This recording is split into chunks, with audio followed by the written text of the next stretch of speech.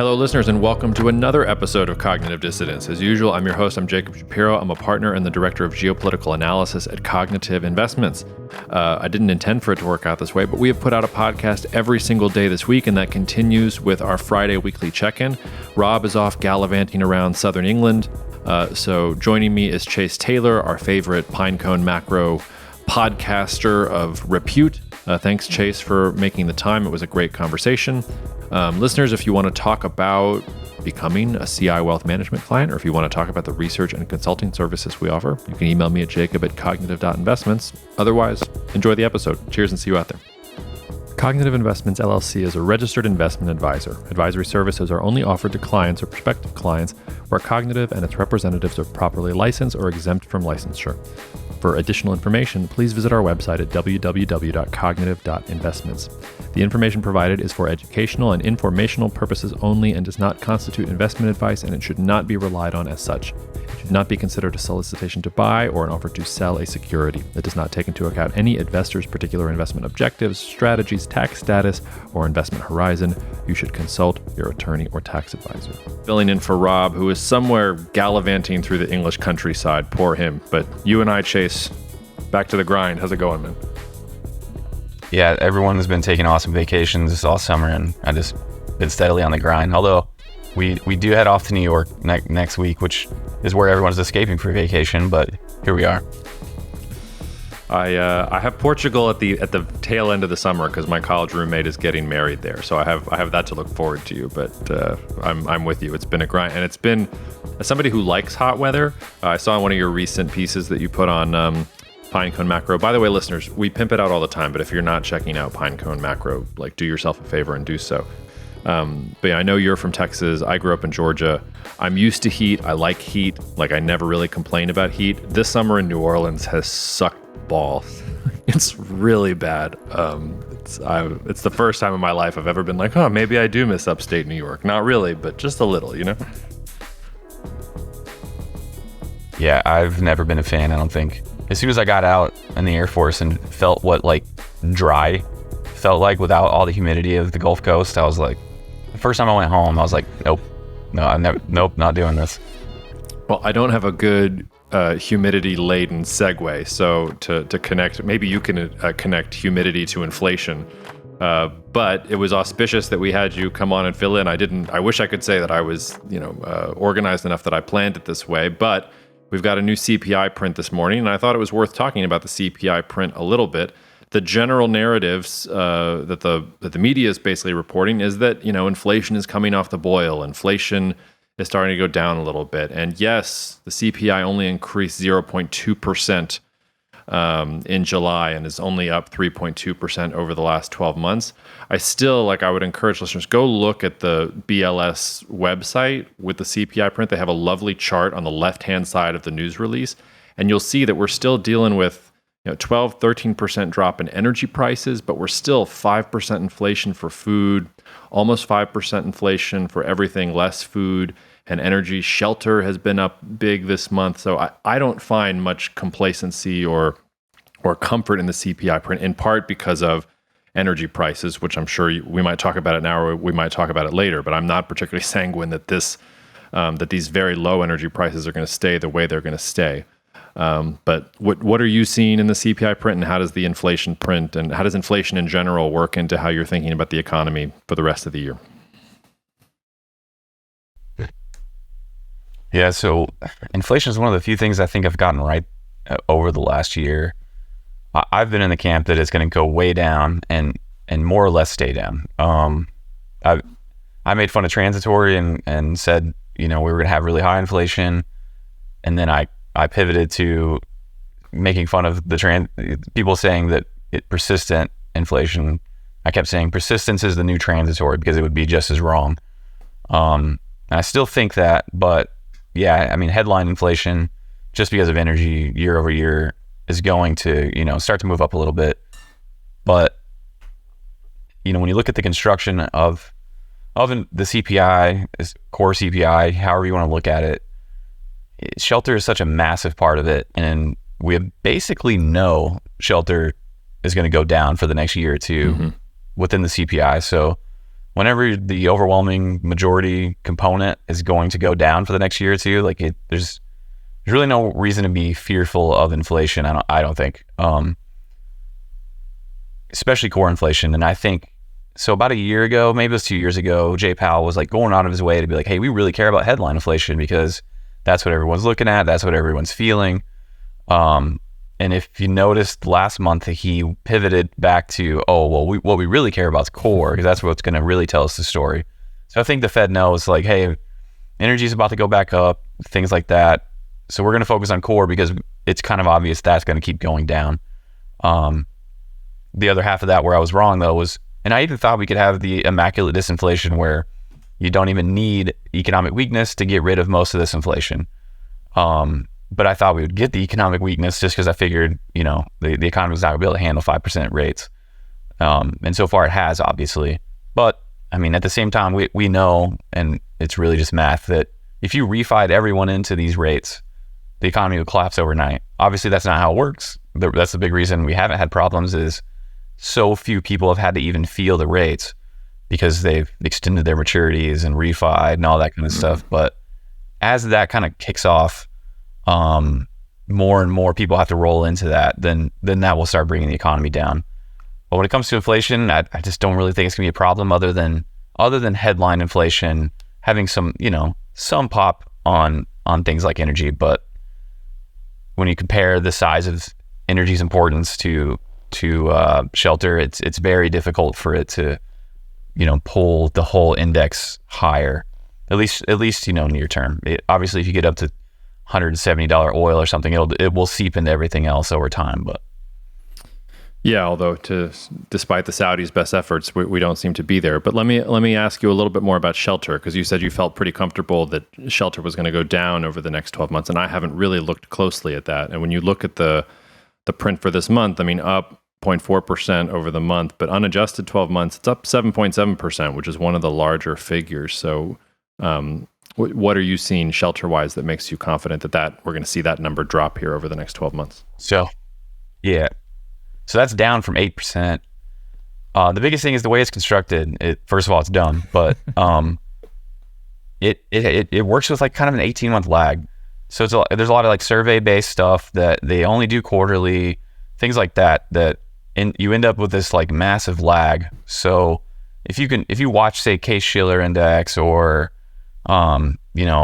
apartment lists, like rent statistics, things like that, Zillow, a lot of people use Zillow's kind of real-time data for either house prices or rents, and then you plot that against what the Feds or the government's looking at, then you can kind of see that where that lag is. So we just know, based on, even if you mushed all those different private sector views together, and then created that lag, you would see all those kept going down from this point. So this just kind of, home prices are down year over year, and rents are down year over year, and yet we have 7.7% housing inflation. And that's just because of that lag, because 2 years ago, 3 years ago, we had 7-8% housing inflation, really higher. So it's just like the natural gravity of the way the thing's constructed that's going to continue to bring it down. So even if house prices started to really reaccelerate, it won't capture it for another 18 months. So something like that. I say 18, but really it's kind of like 12 to 20. It's kind of difficult to even map that out at times, but it's very clear that's the way it's going to work. And the funny thing about inflation is, if you used, say, just the Case-Shiller data today, and Jeremy Schwartz has done this over at Wisdom Tree, and you plug that in instead of what the Fed's looking at for the housing inflation, then the CPI is under 1% right now. So if you just use real-time, no kidding data for housing, inflation's like incredibly low. It's well below target. And even right now on a 3-month annualized basis, I mean, you're basically at target. So to me, inflation is like more or less a non-story that everyone still thinks is a story. And I think one of the reasons we were at Bulwark were slow to kind of get bullish on equities in any way was the lack of realization how much the market stopped caring about inflation. And I think that, looking back, you should have expected that, because inflation was kind of clearly over with.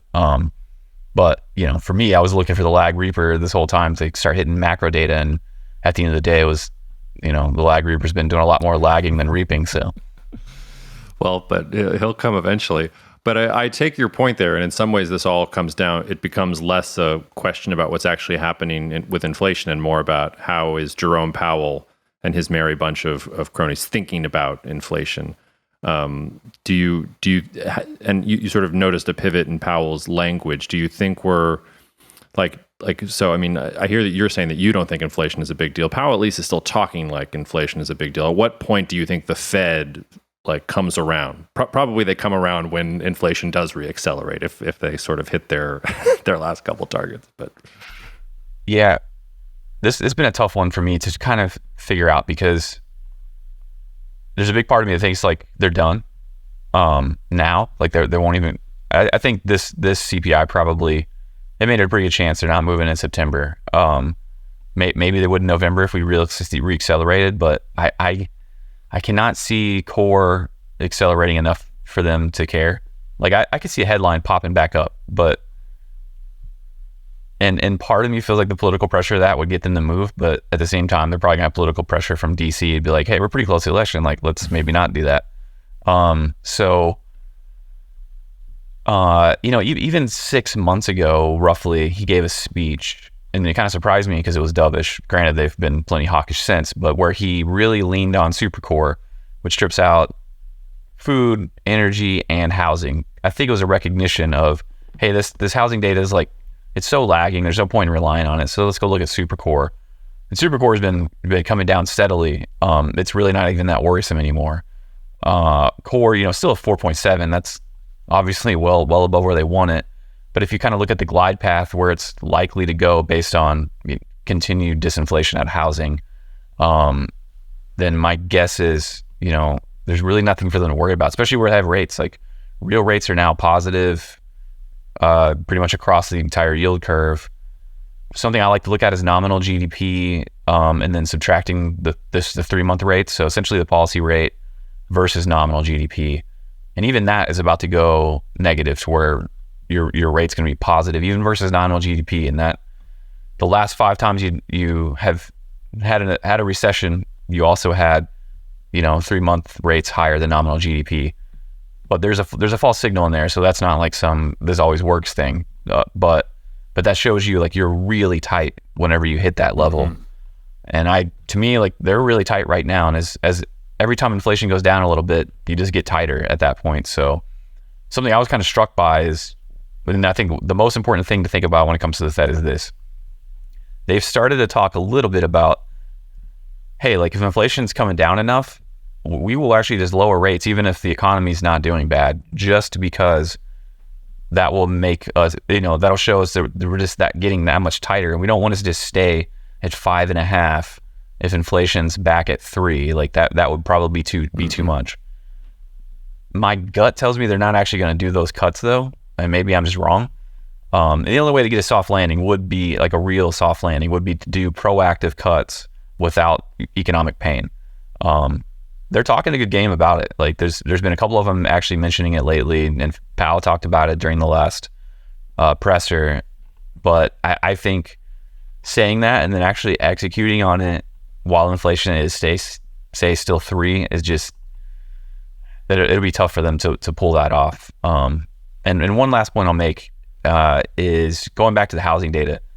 One of the things that's interesting to me is it's going to be very difficult for the housing data to even kind of turn back around and go back up.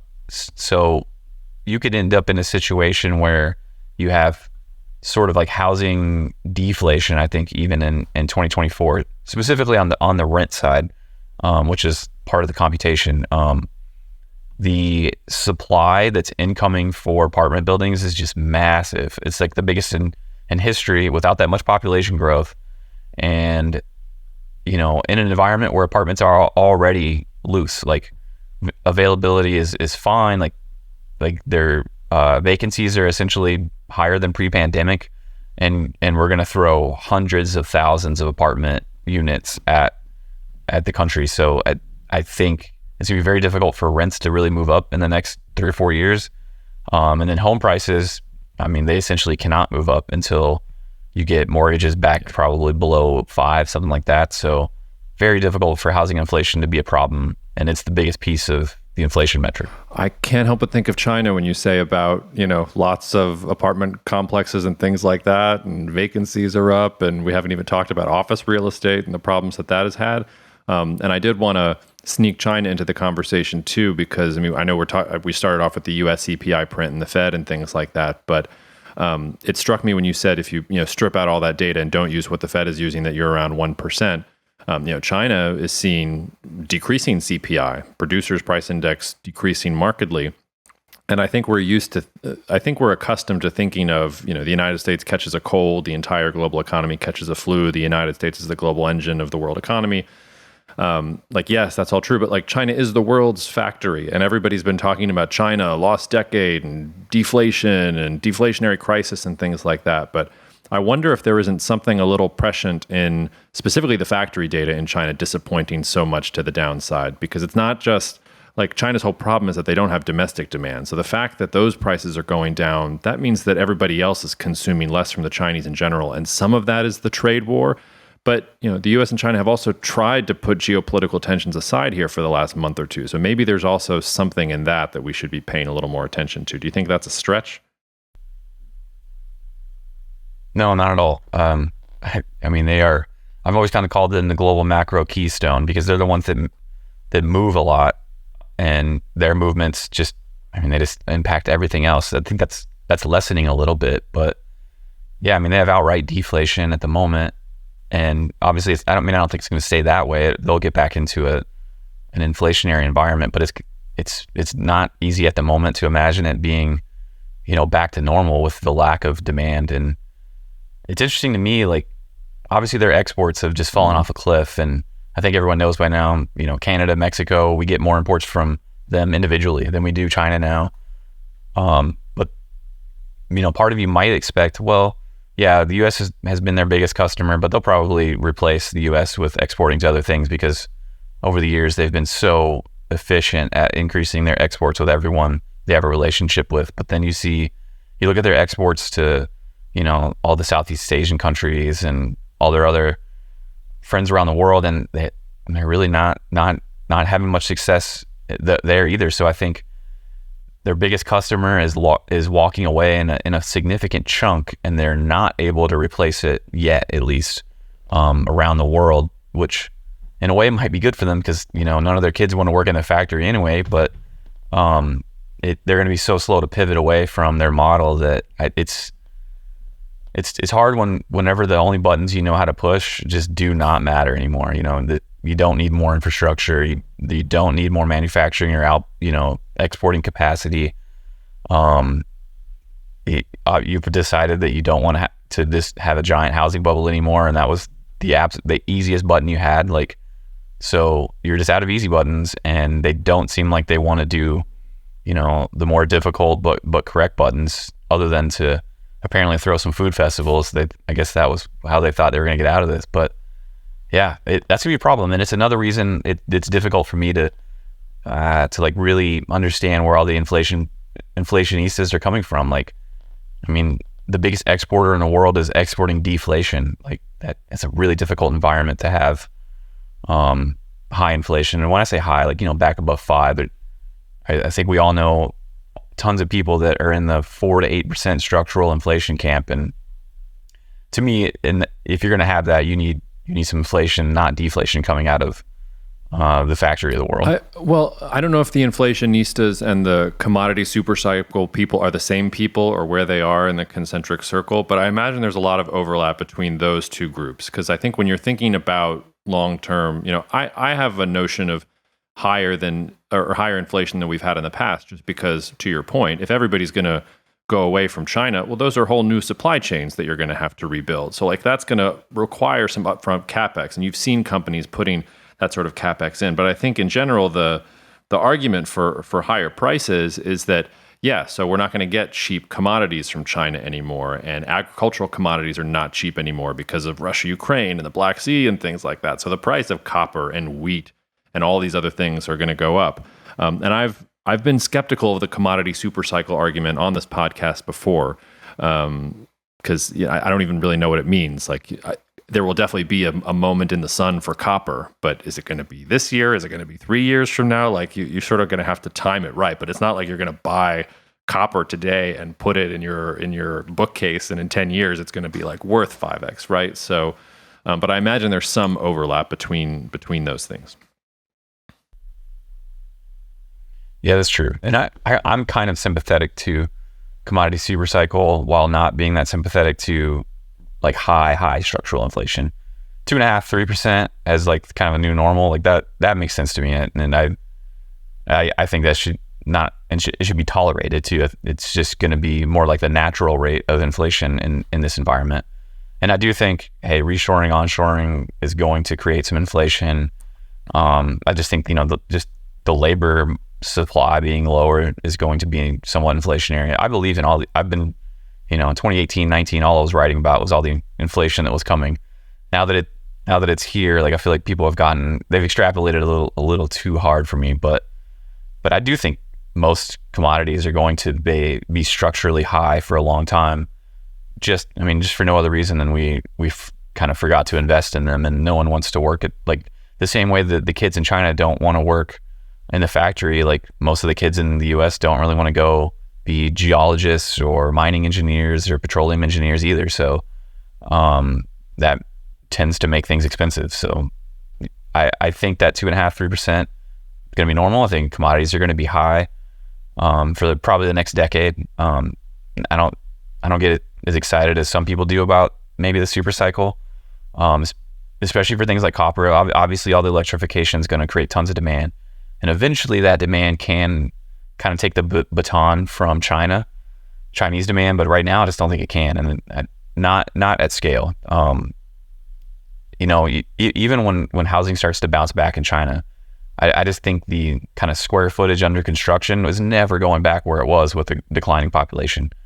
And that is 20% of the world's copper demand is just straight up China building houses. So it's not easy to quickly replace 20% of demand for a giant commodity. We'll get there, like EVs and the whole nine, like it requires a lot of copper. We all get that, but 20% is a lot. Why don't we pivot a little bit? Well, I was going to save this for the end, but maybe let's talk about natural gas now, and then we can get to the two other topics that I wanted to talk about, because you mentioned political pressure on the Fed. And if we've learned one thing from the Biden White House, it's that they do not like high prices at the pump. Like, that was the thing that set Biden off and on his anti-inflation crusade and sort of everything else. And I think that's an antiquated way of thinking about these sorts of things. But as you said, like, the Fed and the U.S. government is not exactly in the business of being at the cutting edge here. We talked a little bit about natural gas the last time you were on this podcast. At CI, we've been very bullish natural gas, really for the last 8 weeks or so, and we have a report out about that if people want to find it and things like that. But we're, at least it looks like we're starting to get initial signs that maybe that thesis is playing out a little bit. So I'll give you a chance to riff here on natural gas and maybe how that ties into some of the energy things, because I've been, the first half of the year, I was very skeptical about oil prices in particular and energy markets. And, I was the one who was out here saying there wasn't going to be a European energy crisis and things like that. But I've started to, the spidey sense came about 8 weeks ago, and I'm getting increasingly, I'm increasingly thinking that we're looking at higher energy prices across the board here through the end of the year and maybe into next year. So what are you seeing on your end? Yeah, I totally agree. And I was very bullish a few years ago, and on your podcast a couple of times talked a lot about it. But I still remember surprising you whenever I won't say I turned bearish, but like I just wasn't bullish anymore. We hit double digits. We hit that $10 mark in the US, and I was like, that's enough. Okay.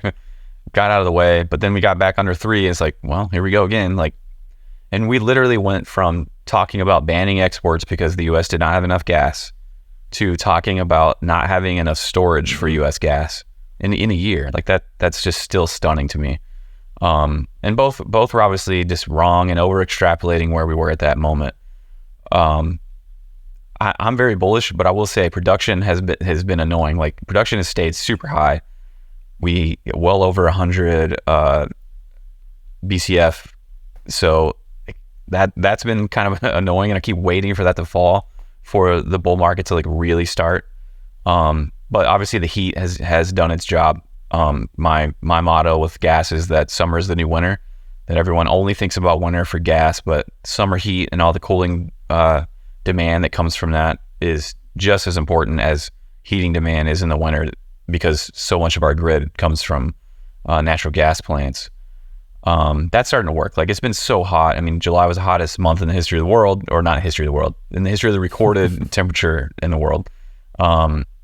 So I mean, that just creates a shocking amount of cooling demand, especially lately. You know, gas has been so cheap that everyone's using it. So no one's like messing around with coal or anything hardly. So everyone that could switch back to gas did it. So you've had power burn that has been really significant. That, I think that continues. I think you'll have enough heat in August, September to keep, you know, the injections small. The key is going to be getting that production down. We've laid down tons of rigs, so we know like eventually that comes, but it comes with a lag. So we'll see how long that takes. But yeah, I mean, we haven't even had, you know, here we are, it's August 10th as we record, and we haven't even had any activity in the Gulf yet. So if you get some hurricanes to go in the Gulf and start messing with production, then you can like really get some of those spikes in the spot price with some of the production offline, you know, on and near the Gulf. And yeah, as we just saw when it comes to LNG and European prices, you know, I think a lot of people got to the point where like, whatever, like there's a glut of gas now in Europe, like this is not even a problem anymore.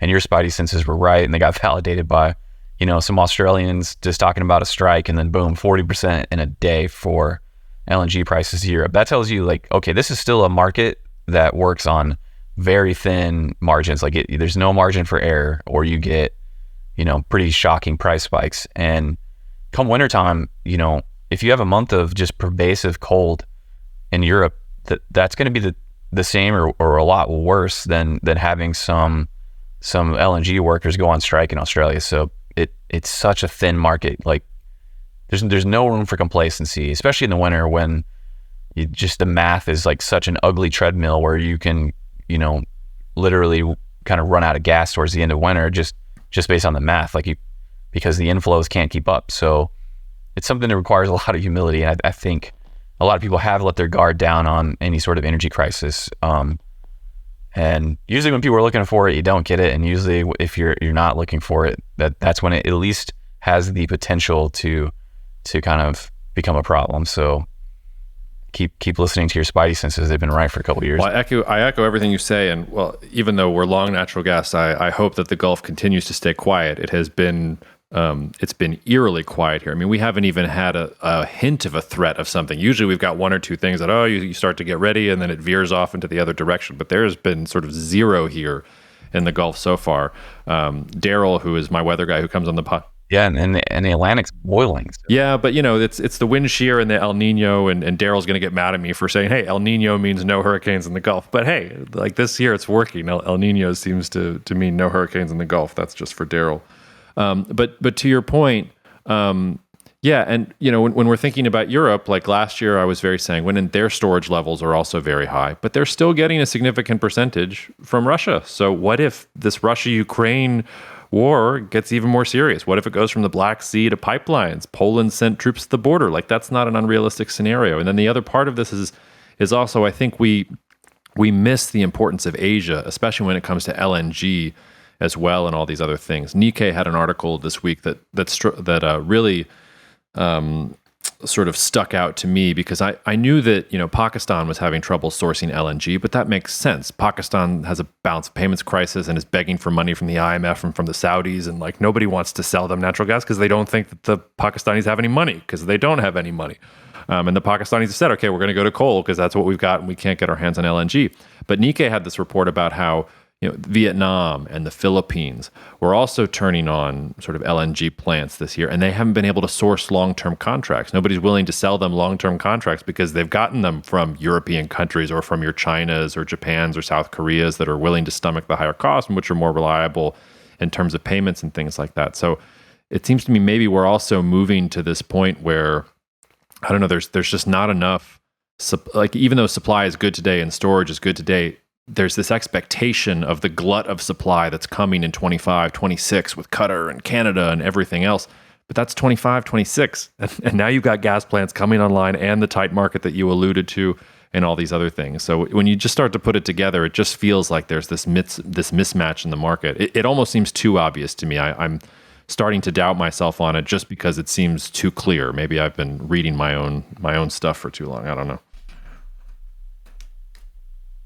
Yeah, and but I will say I've missed some good trades because they seem too obvious, and then turns out, oh, that was right. But yeah, that's a good point. And I think if anything, the world needs Japan to go all the way back to nuclear so that they can either lay off LNG or at least become a middleman that kind of just does what China did last year and like, oh, well, we bought a bunch of LNG, but we don't need it, so you want some? Yeah. Like just kind of arbitrage the difference between supply and demand around the world. But that's been one of my concerns for LNG was just, okay, well, if they do have success, even South Korea getting back to nuclear and stuff, if they all kind of lean into that enough, then pulling Asian demand down. But to your point, I mean, there's so many countries that don't really use it now that would love to. So I'm sure all over Southeast Asia, they would really enjoy getting, switching gas for coal is really, really nice for, your street cred on climate. It's good for your street cred with your population for not having to breathe the air with coal. And I'll say, like, if you're an American, or I would say Western European, but they have so much coal, and Germany may be a bad example, but if you're an American and you haven't had to deal with the air quality in some of these places, like when you deal with it, it's kind of shocking how bad it is. Like it kind of messes with your day-to-day life. Just spending some time in Korea, and some of it was just like coming over from China, and it's just like brutal. Like you feel it burning and inside of you. Like it's not a small deal. So I promise you that a lot of these places would really like to move away from coal and get to gas. So it's just a matter of getting the price to a less volatile level. Getting, whenever you get those long-term contracts, you can afford to do that. And this is still a really young market. I mean, tying the price to oil, this is just now starting to go away. Things like that didn't make sense. So as this market grows up, it's going to get bigger, and I think the demand will always be there, and supply won't always be there at the end of the day. I haven't been back to China since 2008, but I was in China in 2008 and was all over the country. And I was in Beijing for a couple days, and it was a particularly bad time with air quality there. And I have bad sinuses. I have stomach like a rock, like everything is also great, but my sinuses have always sucked. I was laid up the entire time I was in Beijing. Like I could not deal with the air quality. So anecdotally, I sort of hear you there. And I also wanted to dwell on what you just said there for a second about how the good trades are the ones that are most obvious. The more I do this and the more I think about these things, the more that seems to be really true to me. Like unless I can like say it to myself in 2 sentences and feel very confident, it almost isn't worth it. No matter how elegant and smart something sounds on the speculative side, like the best trades or recommendations, I've made to the research team at CI this year have been the ones that are like, hey, I don't have a 10-page piece on this. I have literally 4 sentences. Like there's too much of this, there's too little of this. Here's the risk. Like here's the trade. Like, I sometimes think all of the fancy sort of analysis is sort of not wasted. Like it's the bedrock that allows you to do those succinct views. But I know that I'm onto something when I can say it in 2 sentences. Before we leave energy and get to Japan, because I really wanted to pick your brain about Japan. I remember the conversation we were talking about energy when you were on the podcast, and you were really the first person who made that call for me. But I think that was I can't remember if that was it was either pre-pandemic or shortly after. I think it was pre-pandemic. Anyway, but coal was the other thing that you really turned me on to. And I've looked at coal pretty closely ever since you and I first started talking years ago now. And I was expecting higher prices for coal so far this year, and that has not panned out thus far. But I think it's fair to say that hasn't panned out because natural gas has been so cheap, and you don't get the conversion over to coal unless natural gas prices get high enough. This is what happened in the United States last year. When natural gas prices went really, really high, you had the highest coal consumption in the United States in years, even as the EIA and the IEA and all the other A's said, oh no, coal demand is in structural decline, things like that. So if we are right about natural gas and oil, coal is probably going to rise in sympathy. Do you think it's linked, or are there things to the coal market itself that you think are separate from the natural gas story? For me, speaking of keeping it simple, I always just view it as sort of like you hit thresholds on gas where it just comes alive. And to me, it's mostly about gas whenever it comes to thermal coal. Obviously, it has plenty of its own idiosyncrasies, but at the end of the day, it just kind of has to have gas doing well enough to really turn itself on. And then, but when it does, it'll do more than gas. That's kind of why I like it. Is once that gas bull market gets going, then you put a little bit in coal, and it's just going to do more than whatever gas is doing typically, especially the equities, because the equities are so shockingly cheap because everyone thinks coal is going away in 5 minutes, that no one's willing to put any real valuation on them. Plus, so many people just literally can't own it because of the ESG mandates. So yeah, I mean, it's just like a really high octane way to play gas at the end of the day. But like I say, like at $2 gas, like no, because no one's going to, at least in the US utilities aren't going to go burn it unless you get to a point where it's so much cheaper than gas. But from a supply and demand standpoint, people have been kind of predicting the demand side to roll over for a decade, and then every time I turn around, it makes a new high for global demand. And whenever you have China, India, like kind of all in on it, like a lot of Southeast Asia, like it's not going anywhere. But even in the US, I mean, we still burn a lot, and we've given it up way more than anyone. Obviously, Germany is burning a tremendous amount as they go backwards by 200 years for energy. So yeah, the demand's going to be there. It's not as simple as gas, but I make it as simple as gas for my own, kind of investing purposes. And then there's met coal, which for making steel, which has, you would think in the industrial slowdown that we're in globally, that would be struggling, but you go look at some of the met coal producers and they're doing great too. So it's kind of a two-pronged thing with coal at the moment. You could kind of go both ways with that. Well, yeah, to your point, I mean, coal equities don't actually look that cheap to me. So Peabody, for example, January 4th, 2021, $3.21. Today, $23.16. So like I've sort of been watching, the charts of some of the coal stocks and thinking, all right, like can we get a little further down? Because I would like to bite off something here and chew on it, but it feels like maybe people have gotten smart and we're not going to get down to those low levels before. So do you see the opportunity now? Do you think it has to come down a little bit more? Do you like the valuation now on coal equities? Like, what's your thoughts on timing there? Yeah, so I mean, I'm fine with them where they're at. So if you think about, I actually bought Peabody under $3 back in that cycle. And yes, like it was a 10 bagger and that was a wonderful time. But if you go look at where it traded after that, it was still cheap. Like you're talking about a PE ratio of 3. So it's still, or price to cash flow is under 2. So their EV to EBITDA is 1.2. So when you go look at all the ratios, even though that share price has done what it's done, it's still cheap.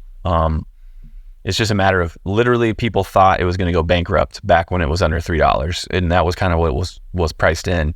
I remember I did another podcast. It was the first time that I publicly kind of talked about Peabody as an investment that I liked, and really smart hosts, and they were both just like, "Man, what are you talking about? This thing's probably going to go bankrupt." Like I feel like I could feel them being nervous about me even talking about this on the show, and then it just went on a rampage. But it's still cheap. Like all of those names are still cheap, and for no other reason than, A, no one wants to own them, and then B, institutions, they kind of can't. So I look at somebody like Warren Buffett, I feel like I'm kind of surprised, honestly, that he hasn't just whole cloth bought a bunch of coal producers. He can't go buy 20% of the shares because like that would be, a rounding error in his portfolio, but he might be able to, and honestly, that may be the case, is like, he might be able to buy the entire like coal industry and it not be enough of his portfolio to matter, for all I know. But I remember looking at that analysis for like uranium miners back in the day. It was like, man, why does this one like Buffett buy this? There's so much value. And then I looked at it, I was like, well, it would be less than 1% of his portfolio to buy literally all the uranium mines. And I was just like, okay, well, like, okay, yeah, of course he's not going to do that. There's no point. But it can't even move the needle for him. But it shows you like how cheap some of this stuff is at times. But you look at oil and gas, like that's almost the oil, gas, and the Japanese trading companies the only place he's put money in the last 5 years. So, and more, I guess more Apple, I call them bonds, but yeah. They're crazy cheap. Even though the thing's gone up 10x, it's still cheap by any metric that I look at. And the same for all the other coal names, even though they've had a great time. There might not be an answer to this question. Can you think of any industry or sector sort of like that, which everybody has written off, like the way that they wrote off coal in 2020 today, that you would not write off? I recognize that that's not a thing that's going to happen very often, but do you see any analogies or similar sectors in today's market? Not that are like, I don't think there are any that are as hated as coal. And obviously what we just talked about, that share price kind of going 10x, like that, the real opportunity was back then. Yeah, it was kind of a once in a lifetime thing where you had something priced for absolute death that was actually structurally doing great or going to be doing great. But this is my favorite investments to look for, is something that is just wildly cheap, hated, and then you dig in on it and it's like, well, wait a second, like this thing has life. Because most stuff it's always like these deep cyclical commodities though, that tend to be, actually, no, I do have one for you. It's just been a giant pit though, and that's cannabis actually. That's something I bought 80% ago and still own, so it has not worked. And the biggest reason is it's very knowingly it's basically just tied to legislation. Like, you get legislation that helps cannabis and it will do great, and if you don't, it's just gonna just stay down here and stay hated and cheap and no one will own it. But that is actually a very genuine example of something that is entirely too cheap for how well the industry is growing and making money. Some of the bigger names in the cannabis space, like, I mean, they're creating free cash flow. They have very good balance sheets. They're growing their sales, their customer bases, their popularity. It's something that's penetrating the population more and more when it comes to use, replacing alcohol, the whole 9 yards, but becoming more ingrained in medical and topicals and cosmetics and like you name it. Like, it's a really nice growing industry, but most people, any sort of like large capital just isn't going to touch it because of the law. Their effective tax rates are like 50% because they can't do any write-offs because they're in the cannabis business to begin with. Like, you can't just write stuff off. So someday there will be legislation that allows them to do smoother banking, access capital better, actually do write-offs and lower their effective tax rates, all this kind of stuff. And then it will have a great bull market. But until you get the legislative changes to, especially to deschedule cannabis, then it's just going to stay down here and be dead money and make me sad every time I look at it. Yeah. The only one I had, and I'm trying this on, I don't know if I really think this or not, but I wonder if telecoms is a place where you could also see a kind of turnaround, because it's part of the data story. And it's like, if we're really going to go 5G and 6G and AI and automation and Internet of Things, like the telecom companies have a role to play. And I know that, like, they have exposure and all the maintenance for equipment and fiber optic cables and all that stuff's becoming more expensive because of the trade war.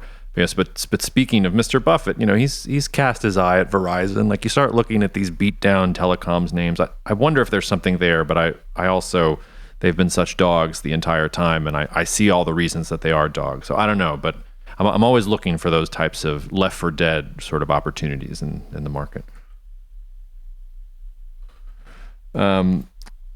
Hey, maybe I'm something there. I've done zero work on that. I've done a lot of work on 5G, but like I know all the pitfalls for the telecom companies. It just, something doesn't make sense that like 5G and 6G and all these cellular networks are going to be critical to automation and Internet of Things, and yet the companies that are the gatekeepers are doing terribly.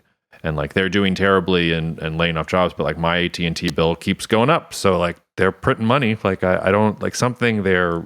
Maybe somebody smarter than me can figure it out, and maybe there's a simple reason for it. But I don't know, something there maybe. But man, I could talk to you all day, Chase. I can't believe it's been 42 minutes already. Let's talk about Japan for a second. Yeah, me either. I literally just did the clock and got the same. Yeah, I mean, crazy. So let's talk a little bit about Japan. I have not yet had someone on the podcast yet to really delve into what's going on with Japan. And in general, I find Japan much harder to talk about and parse than, say, China.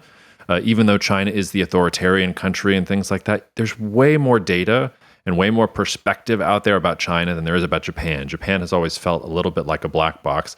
We had the initial sort of maybe moderating yield control curve, shenanigans from Japan in the last month, but the last couple of days, you've got inflation going down in Japan more than expected. And when the BOJ was flirting with the yield control stuff, like actually they were raising inflation expectations. So our latest inflation print down for Japan. We just talked about why we think inflation is lower. Perhaps more importantly, wage growth also declined unexpectedly in Japan over the last month. And as Rob and I have talked about on the podcast, we think that's the one you really want to watch, because if wage growth starts really accelerating, getting beyond inflation, that's what Japan has been trying to do this whole time. That's what all the arrows and the stimulus and everything about is trying to get, more wage growth and more stimulation there. So at least 1 month's data says maybe not so fast, and you can already hear like the media narrative is already up. Well, they're going to keep ultra easy monetary policy. It was too soon. The BOJ is not going to sort of turn around, but. Maybe just lay out for the listeners from the larger perspective why Japan is so important, even though we probably don't talk about it enough, and give me your take on where you think the BOJ is sitting today as of August 10th. Yeah, first and foremost, it's incredibly important because they invest around the world significantly. Like $3 trillion worth of their money is overseas, like on a net basis. So whenever you have no inflation and no interest rates and no stock market growth for 30 years, your people, your institutions take their money and they go somewhere else. That's what they've done. So you have this enormous structure of Japanese investments overseas. And to put that into perspective, things like Australian government bonds, they own 12% of them. French government bonds, they own, I think 6-8%, something like that. So, and they're the largest holder of U.S. treasuries. Like they have a lot of money overseas, and it's not just in sovereign bonds. It's stocks, it's private equity, private credit, it's real estate assets. They have a lot of investments overseas, and that's important because that is now like a structural need for all the people they've given money to. So the U.S. needs that money. Australia needs that money. So if all of a sudden they have enough inflation to not just end yield curve control, but maybe raise rates a little bit, then all of a sudden the yen can start to go up. You have like a chunk of that money come home because it doesn't need to be overseas anymore because it can get the same or better returns at home. And so if that happens, then that's a problem for everyone that is losing that capital, and it becomes a massive win for the domestic investment side in Japan as that money comes flowing home. That's why it matters significantly. Plus, they're just the third largest economy. Like they're a big economy. They're a big producer of a lot of important stuff. But when it comes to the yield curve control and inflation, like you're absolutely right. Wages is where to look. And it's been a little bit disappointing lately. But you're also talking again about like a 30-year thing that would just became completely normal. There was a story recently, I can't remember where I read it, but it talked about some folks in the private sector getting raises, but like pretty good raises in Japan, and they were literally confused by it. They were like, what is this for? Like the concept didn't even make sense that you would get a raise. So to me, they should keep doing like large public sector raises to kind of just normalize it so that, hey, you're just talking to your friend, like, you're like, you got a 5% raise? Like, I'm going to go ask for one, whatever the case may be, to just kind of make it normal in the culture at least, because it has no chance until that's the case. But I will say, like, the Bank of Japan kind of looks right for just saying wildly easy. Everyone was making fun of them because their inflation was at a 40-year high and they weren't doing anything about it, not raising rates, keeping yield curve control. And they're like, look, this is all going to go away. It's mostly a bunch of energy inflation and stuff. Like, nope, we're not going to do anything with that until it becomes ingrained and gets into wage increases, because we have no chance until that happens. And I mean, they look right so far. I think they were clearly correct as the rest of the world's bond yields explode higher. Like, you can't keep yours at 0. Like that's kind of crazy. So letting them float up to 1% on the Japanese 10-year clearly made sense. And it will get up to 1. They're just gonna, they're gonna guide it up there, and they're not gonna let it just rip up to that. And I'm sure a big part of that is, the US, Australia, Europe, everybody went to them and was like, look, by all means, take your rates up, but please go real slow so we can keep our bond markets nice and orderly. Because, it's kind of a sensitive time right now with monetary policy globally. So, UK included in that. So to me, it's super important, because if they can get this thing off the ground, it just does wonders for investment into Japan. And if they can't, then if you can't get off this disinflationary island that you've been on for decades in this environment, then I really don't know how you ever do it. And that would be a big signal to me, to the rest of the world, like how hard it is to sustain inflation with kind of their underlying structure of, demographics and everything. That it becomes a signal that how difficult it would be to get off of that disinflationary just malaise. On the investment side, I really like Japan. The problem is now everyone likes it too, so it makes me a little uncomfortable. But they have essentially their companies have just kind of stashed cash and did nothing with it for, again, about 30 years, because their stocks never went up. There's just no point. But now there's a huge concerted effort for all these wildly undervalued companies in Japan to go buy back shares, do dividends, things to bring up their share prices. Maybe even, crazy invest some of the money that you have laying around. So you're getting a lot more capex in Japan. You're getting way more buybacks to support equity prices. So a lot of good things are happening in their equity market. And to me, it's real. Now, can the actual underlying economy stay real for another 5-10 years with all the competition they're facing? We'll see. But as far as the asset price side, I think it makes a lot of sense to have equity exposure there. And then I've been stupidly liking the yen now for about a year, and it's just been dead wrong. But I just figured they would get to the point where they could normalize a little bit, on the monetary policy side, and then enough money would cash in their chips around the world and bring that money home, and that would be enough to support the yen and at least have it kind of flat, but not so far. No, they're not they're not there yet. Hear that. They're not there yet. I mean, I sat up a little bit in my chair when they said they were going to let bond prices float up a little bit, but then when you see the the new data and things like that, it doesn't look like things are quite there yet. A couple of thoughts on just like the sort of strict geopolitical side. We already talked about LNG in Japan. Japan was really what led the LNG revolution. It was cost effective for Japan to go after LNG when it wasn't for the rest of the world, because of how dependent Japan is on energy imports. And the fact that everybody else is now interested in LNG means that Japan has to look other places. So I sort of think of Japan as the leading indicator for what's next in energy markets. And I think it's going to play a very similar role with demographics, because like everybody talks about Chinese demographics. Japan's way older. Like Japan has been declining for years now. Japan is going to be ground zero of what demographic decline looks like, and how modern industrial economies can they negotiate sort of the trade-off between lower growth but declining population and things like that. And that's going to mean things like automation and productivity, and Japan's going to be at the front of that. And that's why, in some ways, the sort of most important thing I've seen out of Japan in the last couple months was the data they released that said that the foreign population of Japan increased something like 10% year over year. Now, we're still starting from a very, very small base. We need to see a couple more years of that and much larger numbers. But if we're getting that kind of cultural change, because I don't think we're ever going to see a cultural change in Japan where the average Japanese worker goes in and says, I demand a raise. Like, I'm willing to say in our lifetime, we probably won't see that kind of cultural change. But if Japan realizes, hey, we have to import immigrants, and maybe we have to figure out some kind of, maybe they're not Japanese citizens, I don't know how they're going to do it. But if they understand that they need to bring more people into Japan, and that they can figure out how to sort of thread the needle between, tech for productivity and, bringing in labor and things like that, and figuring out how to drive down the cost of energy. You put all those things, like that's the thing that has to go together. And then just the last thing is that Japan is more exposed to the Chinese economy than arguably any other major modern industrial economy in the world.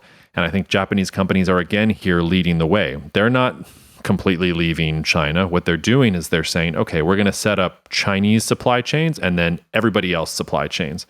And so you're getting some capex where it's like, no, we want to sell into that Chinese market, even with all the problems with China and political tensions between Tokyo and Beijing. Like, we will have one supply chain that sells into the Chinese market and then one supply chain that our Western allies and everybody else is going to kind of utilize. And I wonder if that's going to be a picture of where things go in the future. But in some ways, I think that's their biggest risk, because all these Japanese companies, they've all taken big bets on China. And if China's about to fall off a cliff or something like that, like, I don't care how much wealth is stashed away in foreign capitals and things like that. You're not going to do enough if you're sort of the economy that you have the deepest relationship with is going off the cliff. So it's weird to me sometimes that that there are these armchair geopolitical analysts out there who are like, I'm bullish Japan and bearish China. Like, something doesn't work in that equation. Like, they're both parts of the same whole. Yeah, it's very true. And I mean, they've gotten a lot of trade concessions, with China in the last few years. So that would be very difficult to walk away from when you finally kind of like get some help on tariffs and things, like all of a sudden from then kind of walk away. So you're right. And that's like I was saying earlier, as China as the global macro keystone, especially the Asian macro keystone, like it's just really difficult for Japan, Korea, Southeast Asia, like you name it, like anyone in the region, even Australia, New Zealand, like it's really difficult for them to really get going when China's not doing well. But clearly at the moment China's not doing well, and one of the biggest questions in the world of geopolitics and finance both, I think, is like how does China handle this stuff from here? And I think a lot of people use the Japan analogy on China, and to me so far it fits. Like, it's just that it slows down to kind of nothing and it just moves sideways for years and years and years. So that's, at the moment, that looks like where we're going. It's you do that or you do massive structural reform stuff that sure feels really difficult for them to pull off. I mean, Xi's been in power for a long time. They've been talking a good game about consumption for over 10 years, and we don't really get anything. So it's kind of hard to imagine. And you think about back to that like 2009 giant stimulus, like Xi's done nothing even close to that. But I do keep saying, like, the guy 180'd on the lockdowns, the guy 180'd on his trade spat with Australia. He's done several 180s.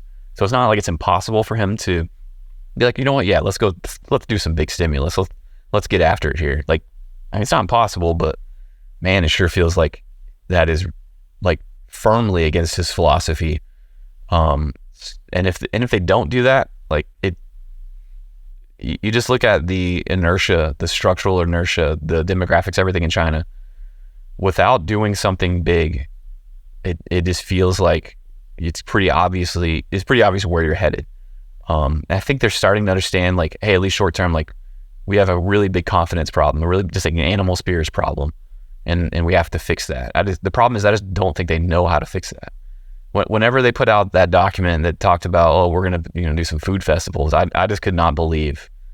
And that was when like Wall Street was looking for like a bazooka coming out of China, and they're like, no, it's fine, we're gonna do some like block parties, and then like everyone's gonna get fired up and buy a bunch of stuff. Like, what? Like, I'm still shocked by that whole thing. But so far they're not taking the stimulus serious. Like, cool, you can cut rates, but that's gonna do nothing. Like, no one's out there not buying an apartment or a car or traveling or investing. Like, that's not holding anyone back. It's like, oh, well, how about another 10 basis points off your mortgage? Like, no, like, I'm not buying a house because of that 10 basis points. It's because you basically told me to stop buying houses and the prices went down. Like,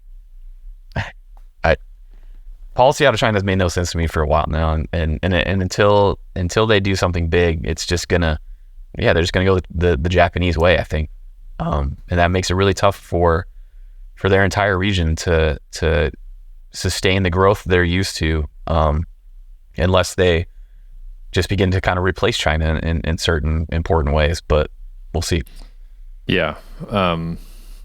The listeners probably don't want to hear me rail about electric vehicles again, but China's also taken the step where they want to be the electric vehicle maker, and part of one of the state council's new stimulus measures is okay, and take a discount on your electric vehicles. I think there's also a warning signal in there for everybody else in the West who's betting the farm on electric vehicles, because China's showing you right now, is that really the right bet to make?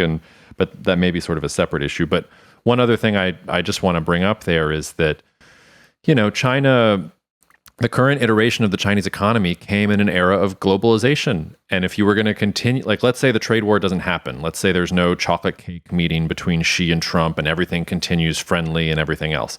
What you would expect is a period of disruption here, but where India and other parts of other parts of Southeast Asia would take the place of China for sort of lower price exports and things like that. And China would ascend global value chain, and there would be disruption, and you'd have to redistribute wealth and things like that. But they would slowly rise in the same way that the United States rose from the 20s, 30s with its own sort of dislocations and things like that. The problem for China is that we don't live in a globalization world anymore.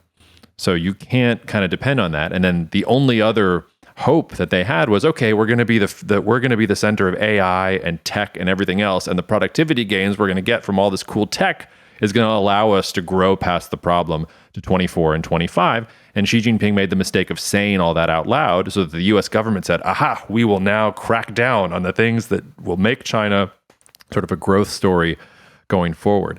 But getting this back to Japan, this is where the Mark Twain quote that gets used way too much, that history doesn't repeat itself, but it rhymes. Japan's geopolitical interests haven't changed since 1945 or since 1900 or, even before then. What Japan was trying to do in the 1930s and 1940s was build an empire, an Asian empire that didn't have to be dependent on the Europeans, that had all the resources that it needed, and everybody was interconnected and economies of scale and things like that. And everybody talks about China's Belt and Road.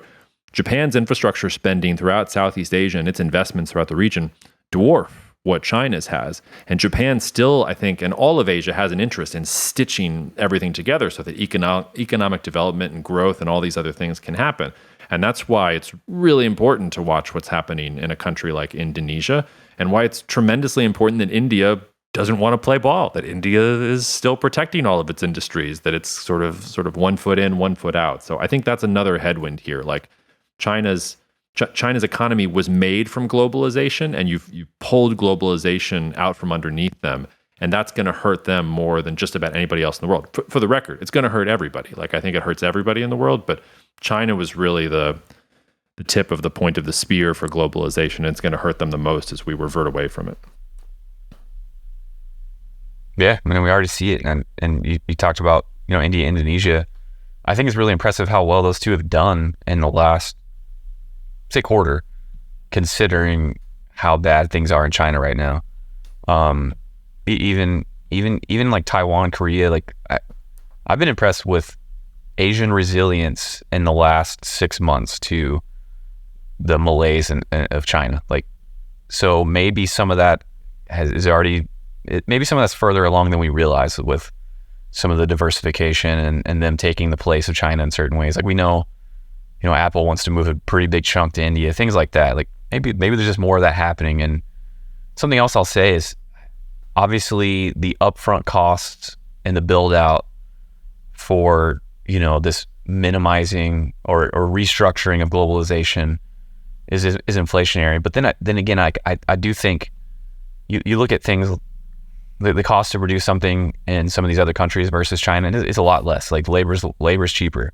So if you move a factory from, especially China to Mexico, yeah, to build it is kind of inflationary. But then on the back end of that, at least for a while, it's cheaper. Like, that, it's not inflationary. It's the opposite of inflationary if you reduce the cost of some of this stuff. So all I will say there is that there are cross currents in the inflation versus disinflation debate when it comes to re-globalization, whatever you want to call it, deglobalization.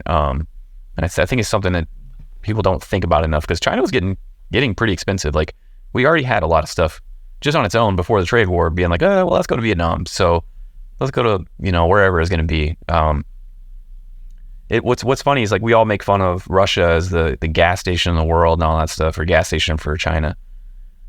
The more I think about it, and the more, like, this environment kind of crystallizes, the more I kind of view China that way. Like, yes, like, they're gonna sell a bunch of EVs and stuff, but I mean, I wouldn't be surprised if the world just gets together and be like, hey, how about no more Chinese EVs, really, to just kneecap their industry and keep it domestic, or just slow it down, things like that. Like, they're okay with technology, but I mean, they try to do the semiconductor thing, and it's basically been a large failure, other than the ones that were cool 10 years ago or whatever.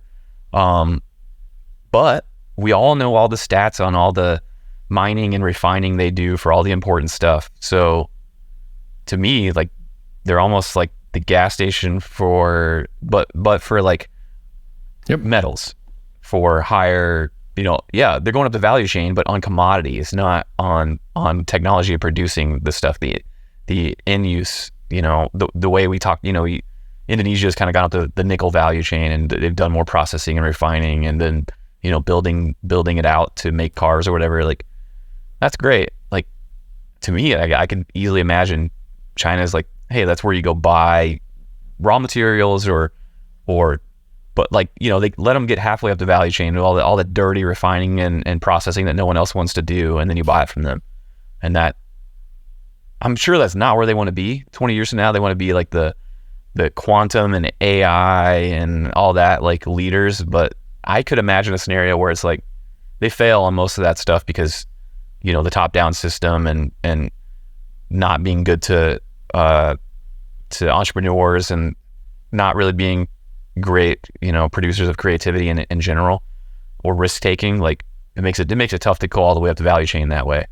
But maybe we are all still buying our exotic metals from them 10 years from now, and they just carve that out as their niche. I don't know. That's just me, like, truly just thinking out loud, and something that just crossed my mind. I'll close with just two thoughts. You're right that it's cheaper probably to move a factory from China to Mexico in sort of absolute terms. The problem there is capacity. The thing that China has always had more than anybody else is capacity. There's a billion of them, and they have, like, the rule of law maybe is not what we are used to as the rule of law, but if you set up a factory in China and the right people have blessed your, endeavor, like, you're going to be able to do whatever you want. You can't really say that in India or in Mexico. And, countries like Vietnam, they're at capacity. Like, if you're trying to move into Vietnam now, they don't have the power, they don't have the land, they don't have anything else, which is why, if you're, say, Japanese companies with a pile of cash to spend, and you have these countries like in Indonesia or a thing like that, if you can spend the money to create that kind of ecosystem, 5-7 years, you could really reap the benefits. If you're a US company, let's say you're an Apple or something like that, you want to start making iPhones in Mexico, and you're willing to spend a pile of your savings on building, capacity in Mexico. It's going to take some time, but if you can help build out that capacity, yes, absolutely, you can sort of get to the same sort of position there. So I take your point there. I think it's going to take probably a little bit longer than you're thinking. And the second thing I was going to say just went out of my mind. We were talking about, China. Yes, they refine all these metals. Like, it's going to be their province. Like, we're dependent on them for that, and they're dependent on us for technology. I just go back to something that Marco said on this podcast maybe over a year ago now, which has really stuck with me, which is, China doesn't have to be the cutting edge to get success. Like, they don't need 3 nanometer chips necessarily. They don't need to be at the absolute cutting edge of all these things. They just have to be good enough. They just have to be self-sufficient enough so that they can do the basics of these sorts of things. And I say that and point out that Huawei, which everybody left for dead after the Trump trade war and all the 232 investigations and restrictions and things like that, Huawei says it's coming back with selling smartphones in the Chinese market probably at the end of 2024 with chips made in China by SMIC. They're probably going to be the 7 nanometer variety, maybe not even maybe less advanced than that, but they're coming back and they're selling into the Chinese market that way. So take your point on the pitfalls of creativity and entrepreneurship within an authoritarian system, but at the same time, Like, can it be good enough?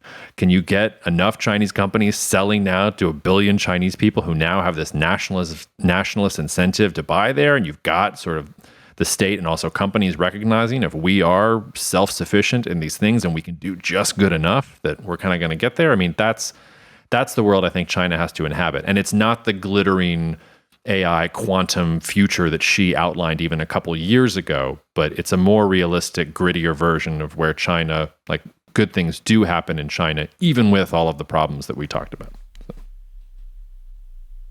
So yeah, I've heard Marcos say that a few times, and I think near term, like, that's clearly right.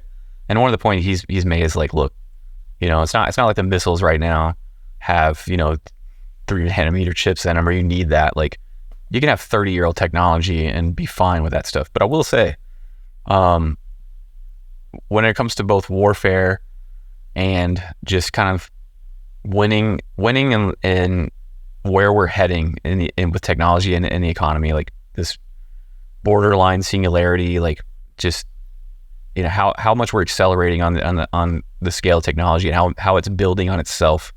I do think you at least need access to that stuff, and it gets to the point where, if you could do it yourself, it's just such a big deal, or at least have profound access to, say, a 2-nanometer chip a few years from now. Like, you could have a winner take all thing where if one country can do really, like, some really hardcore general AI and quantum, and then the other country can't, they just lose. Like, it's winner take all at that point, especially from a warfare perspective. Like, yeah, you can have a missile with a crappy chip, but 20 years from now, whenever you have things working very, like, on a lot of automation, they can think for themselves and maneuver for themselves and avoid threats for themselves because of AI.